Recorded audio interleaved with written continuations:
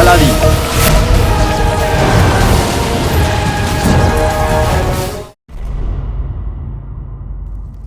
জিনু আমার ভাই, আমি জানি যে তুই নির্বোধ, কিন্তু কেউ যদি আমাকে আর মাকে তোর থেকে দূরে করবার চেষ্টা করে তাহলে তুই কি করবি জিনু? না তুই মাকে আর আমাকে ছাড়া থাকতে পারবি? হ্যাঁ না আকা, তাহলে তোকে কিছু করতে হবে জিনু, কিছু তো করতে হবে জিনু। আমরা এই আংটির জিনকে এই থলি থেকে বাইরে আসতে দিতে পারি না। তোকে কিছু করতে হবে জিনু, তুই করতে পারবি।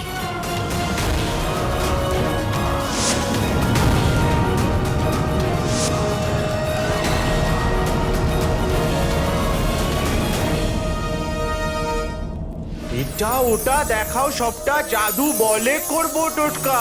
খাও পরোটা আর রাবড়ি, চলে আয় জাদুর দড়ি।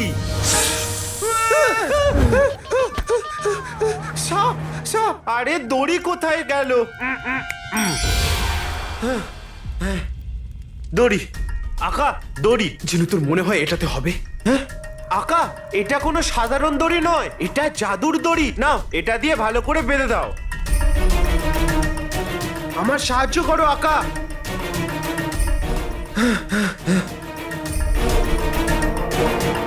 আকা, এই আংটির জিন আমার এই জাদুর দড়িকে খুলতে পারবে না, কিন্তু হ্যাঁ, ওর জাদুর ক্ষমতা ব্যবহার করে যদি অন্য কাউকে দিয়ে এই দড়ি খুলিয়ে নেয় তাহলে ধ্বংসলীলা হবে আকা, ধ্বংসলীলা। আমাদের সজাগ থাকতে হবে। হ্যাঁ জিনু, আমাদের সাবধানে থাকতে হবে। চল।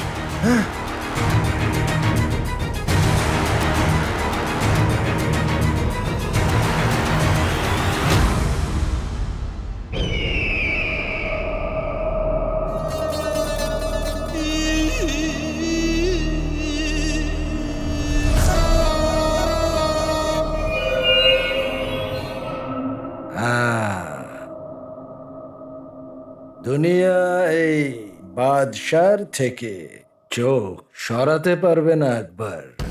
আগে হুজুর,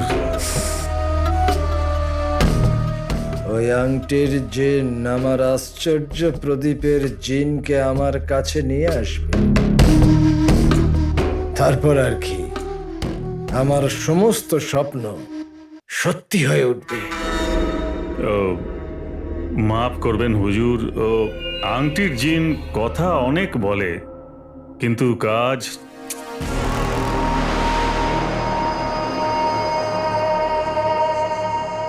আমার মতো আকা যদি থাকে তাহলে তার মুখের কথাকে কেউ অমান্য করতে পারে না, তা সে জিনই হোক বা মানুষ। আমি ওকে আমার ক্ষমতাটা দেখিয়ে দিয়েছি, তাই এবারে আর ও ভুল করবে না।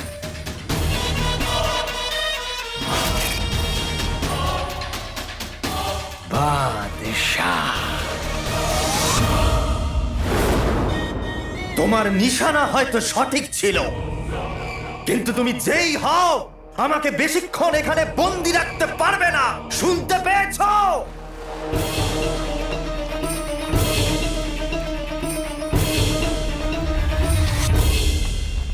জিনু, হ্যাঁ আমাদের এই থলিটাকে সাবধানে রাখতে হবে। হ্যাঁ আকা, এই থলি কারুর হাতে না আসে। হ্যাঁ জিনু, এটা খুবই মূল্যবান। তাই জন্য আমরা এটা ঘরে রাখবো না, ঘরে রাখা খুবই বিপজ্জনক হবে। তুই ঠিক বলেছিস জিনু, আমাদের এটা অন্য কোথাও লোকাতে হবে। এ দুজন এত রাত্রে কোথায় যাচ্ছে? এই থলেতে এমন কি দামি জিনিস আছে, এটা তোকে জানতেই হবে মুস্তাফা।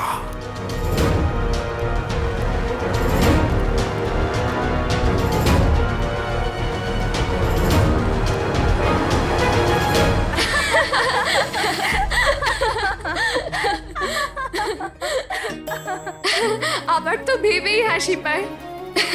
ছোটবেলায় আমরা কিভাবে পুতুলগুলোর বিয়ে দিয়ে দিতাম আর আমরা তাতেই খুশি হয়ে যেতাম। কিন্তু এখন আমরা বড় হয়ে গেছি। এবার তুই বল, তোর স্বপ্নের রাজকুমার, মানে আমি বলতে চাইছিলাম যে তোর স্বপ্নের রাজকুমার কে? আমি তো ভেবেই রেখেছিলাম যে সে সুপুরুষ, সৌন্দর্যে শ্রেষ্ঠ আর মেজাজে বাদশা হবে। একটা নয়, বরং 10টা রাজত্ব তার হুকুমে চলবে। কারু সামনে দিয়ে গেলে সে ভয় পেয়ে যাবে, কিন্তু আমার এক ডাকে সে দৌড়ে চলে আসবে। ঠিক আছে, ওকেও তো জানতে হবে যে ও কাকে বিয়ে করছে। আচ্ছা, তুমি এবার বলো তোমার কেমন রাজকুমার পছন্দ? আমার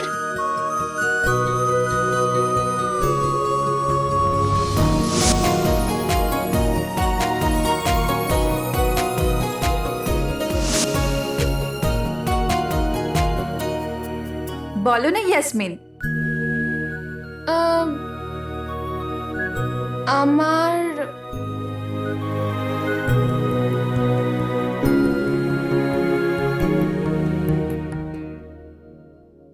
আমার এমন কাউকে চাই যে অন্যের জন্য লড়াই করে, এই মানুষগুলো এই মুকুটের জন্য এখানে আটকে আছে, আমি ওটা ভেঙে সবাইকে মুক্ত করব। যে খুব সাহসী,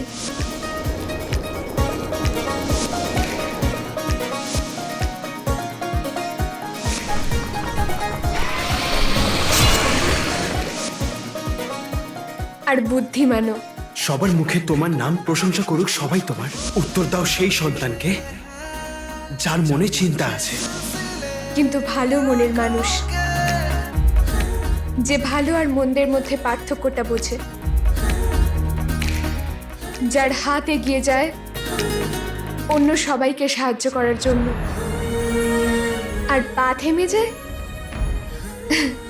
শুধু আমাকে মানানোর জন্য। তেরা গাম মেরা গাম এক জैसे সনম। এটা আবার কোন গান? এখন তো নেই, কিন্তু একদিন হবে নিশ্চয়ই। আমার একজন ভালো স্বামীর থেকেও ভালো বন্ধুর প্রয়োজন। আমার বন্ধু, যেই বন্ধু সময়ে নিজের জীবন না বাজি রাখে, সেই বন্ধু কোন কাছে? মেহের।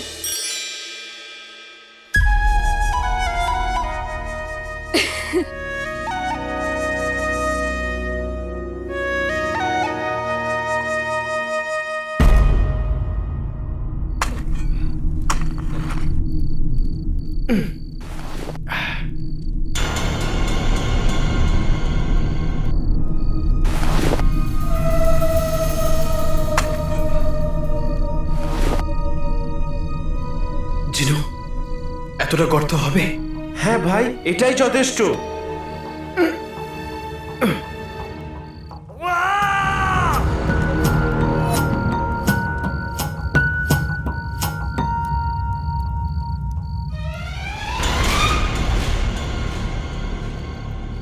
আপাতত একে এখানেই চাপা দিয়ে রাখি।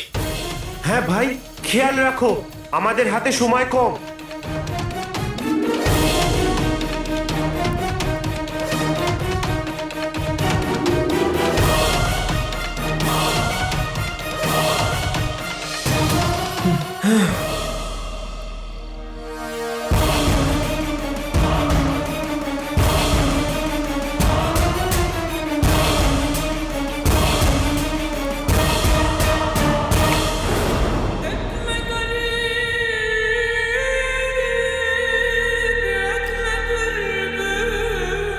এখনো পর্যন্ত এই আংটির জিন এলো না কেন?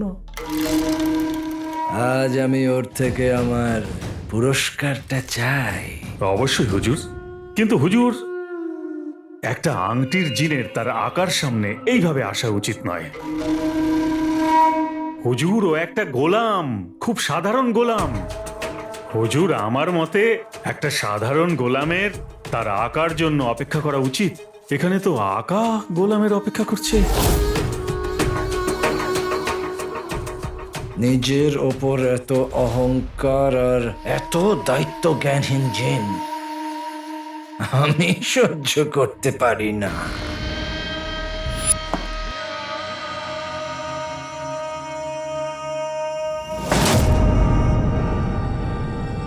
ও ভুল করে জাফরকে উত্তেজিত করেছে। অবশ্যই হুজুর, এইটাই আসল সময় ওই সাধারণ গোলামটাকে শায়েস্তা করার। আমার মনে হয় সময় এসে গেছে ওই আংটির জিনকে শিক্ষা দেবার।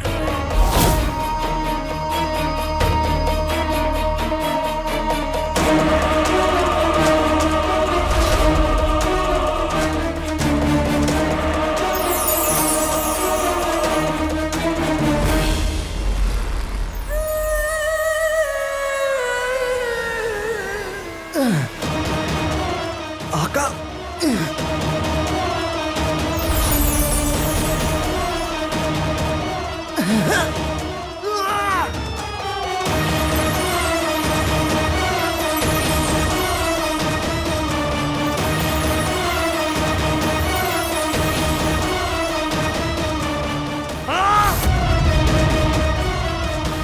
আকা আমাকে ডাকছে, কিন্তু আমি এখানে বন্দি।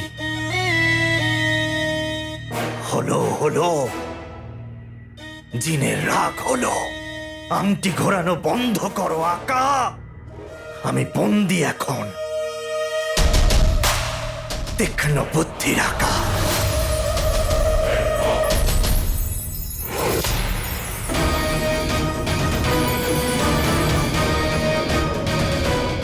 এ আমি কোথায় ফেসে গেলাম?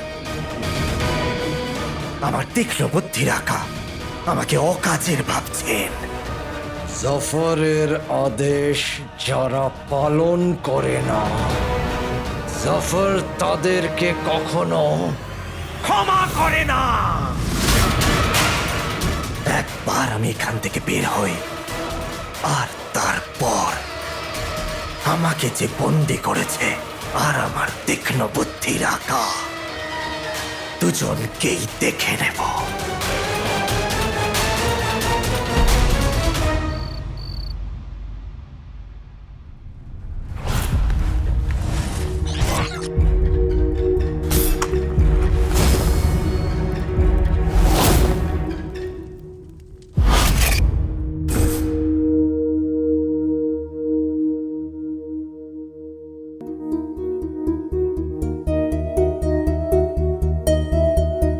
ভাই,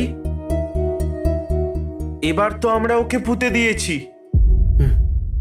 তাহলে এখনো ভাবছো কেন? এবার ঘুমিয়ে পড়ো। কিন্তু জিনু, তুই তো বলেছিলি যে আংটির জিনকে আমরা বেশিক্ষণ আটকে রাখতে পারবো না। এখনো বিপদ কাটেনি, আমাদের অন্য কোনো রাস্তা বার করতে হবে। আর এই সময় আমাদের যে সাহায্য করতে পারবে সে হলো ওস্তাদ। কিন্তু আমি ওনাকে খুঁজবো কোথায়?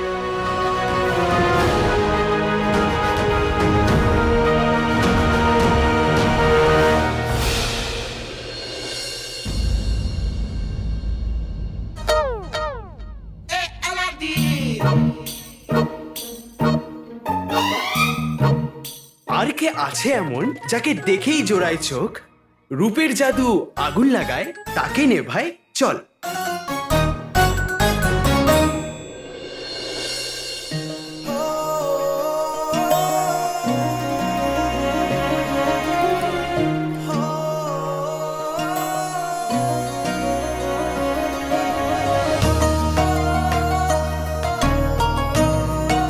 শুধু তোমারই অপেক্ষা ছিল। সত্যি বলছি, কি সুন্দর জুটি, বাহ।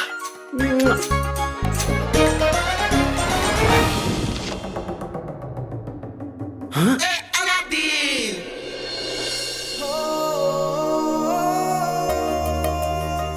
তোমার চোখ আর তোমার কান এখনো নিজের জায়গায় কি করে আছে? রাজকুমারী তোমায় প্রশ্ন করছে, তুমি এখানে প্রাসাদে কি করে ঘুরছো? প্রহরী, কোথায় তোমরা? প্রথমে শাস্তি, তারপরে ক্ষমা, আর এখন রসিকতাও। তার মানে আলাদিন, তোরও রসিকতা করা উচিত। কি বললে?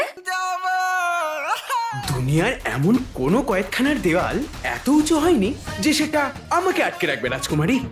যতই সেখানে প্রহরী থাকুক, ভালো হোক বা খারাপ থাকুক, সাদা হোক বা কালো থাকুক, দরজায় যতই তালা থাকুক, আমাকে আটকানো সম্ভবই নয়, অসম্ভব। সেই জন্যে চোখের ভুল সময় বেশ ভালো, আর আমি হলাম হাওয়ার মতো, যে আসেও নিজের মর্জিতে আর যায়ও নিজের মর্জিতে। তাই সেই জন্য আজ থেকে আমি আর আপনি একই রকম হলাম। আচ্ছা, তাহলে তুমি নিজেকে রাজকুমারীর সমান সমান ভাবো? আসলে তুমি কে বলো তো? আলাদিন, নাম তো শুনেছেন নিশ্চয়ই।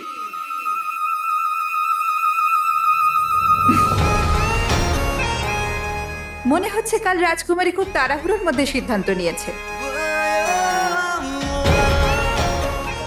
তুমি নির্লজ্জ বেহায়ায় শুধুমাত্র নও, বরং মানসিকভাবেও অসুস্থ। তোমাকে তো সারা জীবন বন্দি করে রাখা উচিত। আমাকে এই দুনিয়ার কোনো শিকলি বন্দি করতে পারবে না রাজকুমারী, কিন্তু আপনার কথা করতে পারবে। আপনি যদি বলেন তাহলে আপনার কথা শুনবার জন্য আমি সারা জীবনের জন্য বন্দি হতে তৈরি। আচ্ছা, তাহলে তুমি রাজকুমারীর সাথে কথা বলতে চাও? তাহলে তো তোমার মনে রাজকুমারীর সাথে বন্ধুত্ব করারও ইচ্ছা আছে। ইচ্ছা তো ওটাই। তাহলে তোমার মনে হয় তুমি যা খুশি করতে পারো? নিঃসন্দেহে।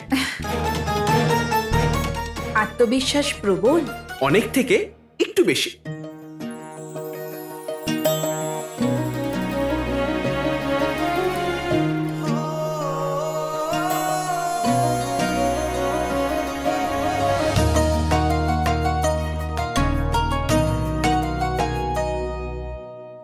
যদি সেটাই হয় তাহলে আজ রাত্রে রাজকুমারীর ঘরে এসে দেখাও।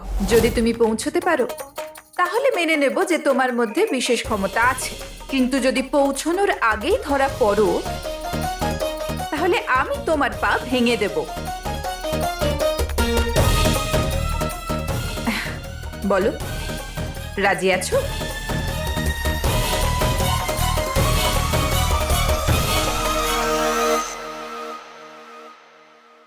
আমি রাজি।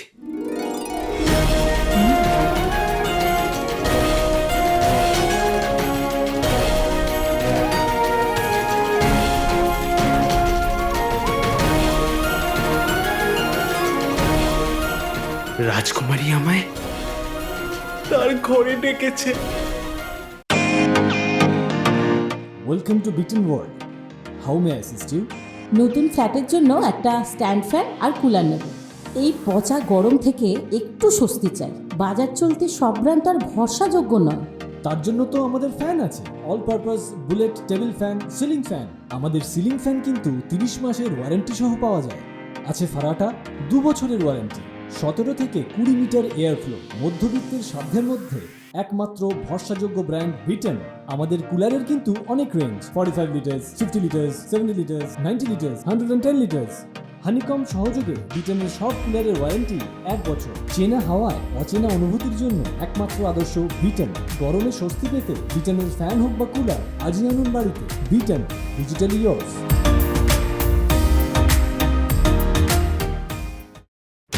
তারপরে আমি ওদের দুজনের পিছন পিছন গেলাম। আমি নিজের চোখে দেখলাম ওরা ওই থলেটাকে একটা গুহার মধ্যে নিয়ে গিয়ে মাটির নিচে পুঁতে দিল।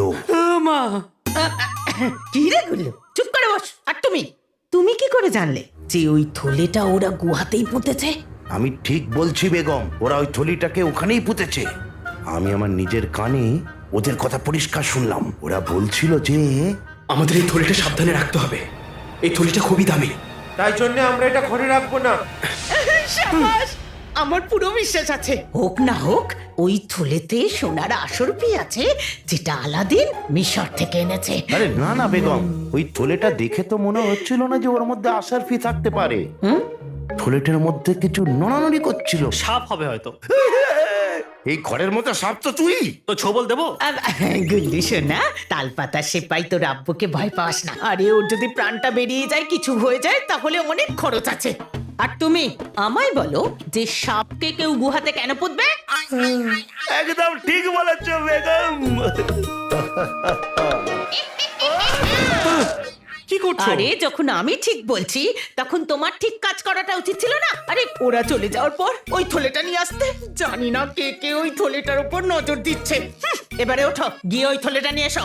যাও। আমি তো গুলবদনের আর কটা আব্বু আছে? না না না না, আমি বেগম, যদি ওই থলেতে সত্যি সত্যি সাপ থাকে তাহলে যাবে নাকি তোমার মুখটাই থলে দিয়ে বেঁধে না, না, দেবো? না, বুঝতে চাই, আমি চলে যাচ্ছি। যাও, যাচ্ছি আরে তো। যাও না।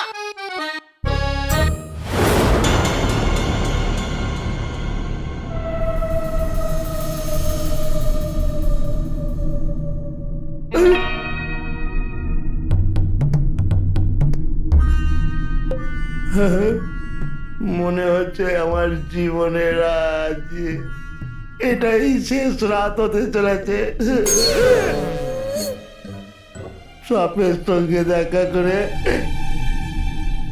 আজ আমাকে ছোবল খেতেই হবে।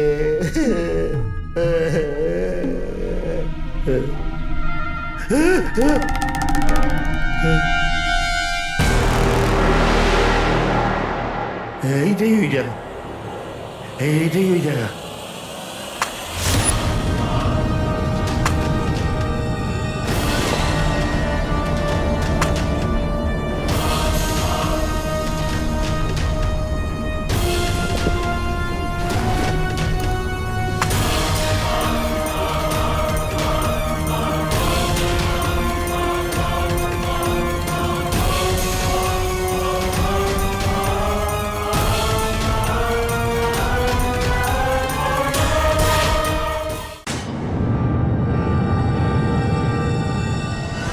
এই থলেটা তো সত্যি এখানে ছিল। যদি এর মধ্যে অনেক আসারফি থাকে তাহলে আমার ভাগ্য তো পাল্টে যাবে, বদলে যাবে।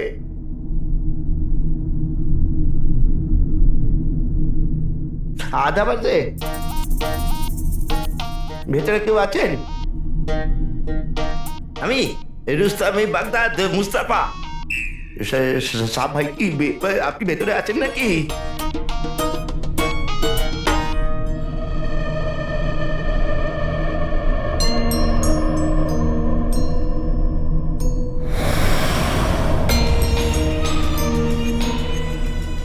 মনে তো হচ্ছে না এর মধ্যে সোনার আসালফি আছে। তাহলে কি হতে পারে এর ভেতরে? মুস্তাফা, লোভের গর্ত তো তুই খুঁড়েই ফেলেছিস। যদি তোকে ভাগ্য সাথ দেয় তো আমার খোদা বাঁচিয়ে দাও। কেউ হয়তো ভাবছে এই থলেতে সোনার আশরাফি আছে। তাহলে সোনার আশরাফি আছে।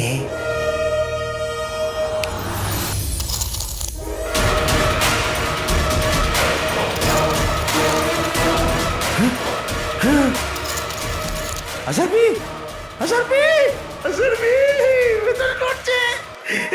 মনে হচ্ছে সত্যি সত্যি আমাদের জীবন বদলে যাবে। আসারফি,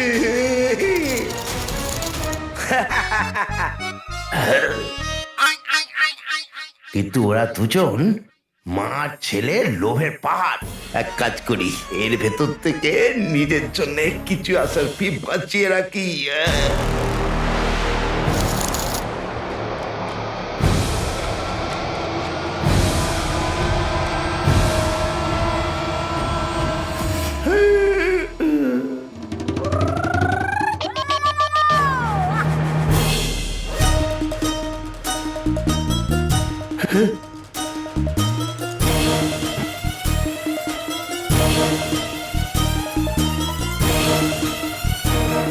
মুস্তাফা ধনী হতে পারলো না, কিন্তু এই আশার ফির আওয়াজ পেলাম কোথা থেকে আমি?